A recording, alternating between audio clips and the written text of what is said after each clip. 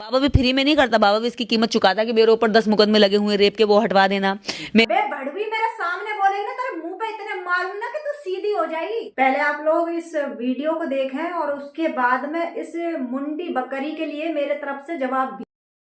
और लोग ये सोचते हैं कि भी वो बाबा कितना ज्ञानी है कि नेता भी उसके पैरों में झुक रहे हैं। अच्छा। तो वो समझौतों के आधार पर नेता जाते हैं, नेताओं को वोट चाहिए होता है क्योंकि बाबाओं के दरबार में बहुत सारी संख्या आती है और उस संख्या को वोट में कन्वर्ट करने के लिए बाबा इस्तेमाल किए जाते हैं। बाबा भी फ्री में नहीं करता, बाबा भी इसकी कीमत चुकाता है कि मेरे ऊपर 10 मुकदमे लगे हुए रेप के, वो हटवा देना, मैं जेल जा सकता हूँ, मुझे वहां से बेल दिलवा देना।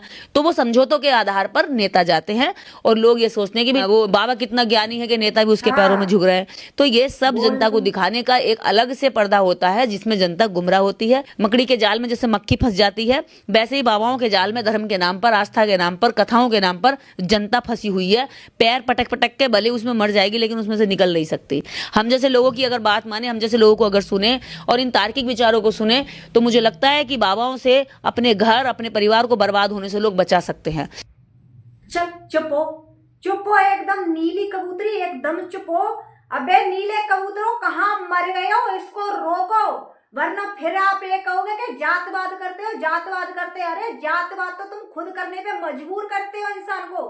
ये कभी हमारी गाय माता के लिए अभद्र भाषा की टिप्पणियां करती है, कभी मतलब धर्म गुरुओं के बारे में अभद्र भाषा की टिप्पणियां करती है, इसे कोई रोकता क्यों नहीं है। अबे भड़वी मेरे सामने बोलेगी ना, तेरे मुंह पे इतने मारूंगी ना कि तू सीधी हो जाएगी, दोबारा तू बोल भी नहीं पाएगी और बोलने लायक भी नहीं रहेगी।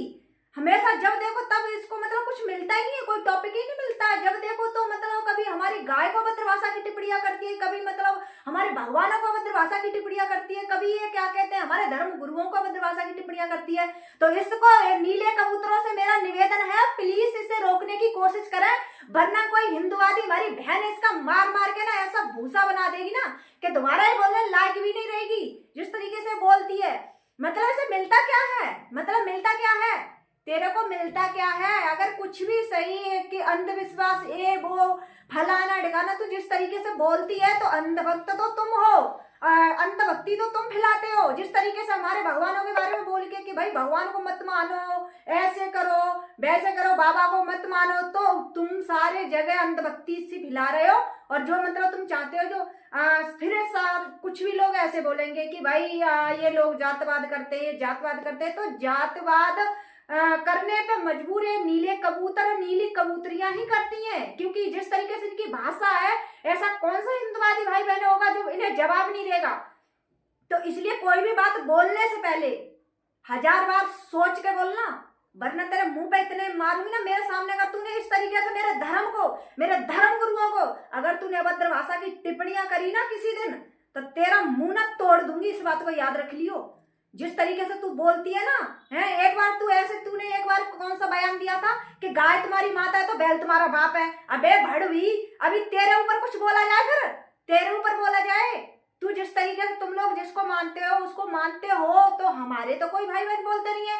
हमारे भाई बहन बोला अगर बोले होंगे तो जब ही बोले होंगे, तुम्हारे नीले कबूतर, नीली कबूतरियों की तरफ से कोई उल्टा जवाब आया होगा जब ही बोले होंगे, क्योंकि तुम्हारे लोगों का तो वही हिसाब है, आ बैल मुझे मार, वही हिसाब है तुम्हारा कि कुछ भी तुम्हें ऊट पटांग हरकत करनी है ऐसी हमारे धर्म गुरुओं के बारे में, हमारे धर्म के बारे में, और फिर तुमसे कोई ना कोई कुछ ना कुछ बोले, तो वो तुम्हारा हिसाब है। तो भड़वी तुझे बता रही हूँ, ओ बरकटी, अपनी हद में रहियो, अपनी औकात में रहियो। इस तरीके से तू अगर बयान देगी तो उल्टा सुनेगी, और तूने मेरे सामने बोला ना तो तेरे मुंह पे इतने मारूंगी ना कि दोबारा तू इस तरीके से बोलने लायक नहीं रहेगी। तो भाइयों, जितने भी मेरे कट्टर हिंदू सनातनी है, अपनी अपनी राय रखे और बताएं कि मैंने इसको सही बोला है, गलत बोला है। ये हमेशा हमारे धर्म के लिए, हमारे धर्म गुरुओं के बारे में अभद्र भाषा की टिप्पणियां करती है, आपने पहले भी देखा होगा। तो भाई ज्यादा से ज्यादा वीडियो शेयर कर दे। जय हिंद, जय श्री राम।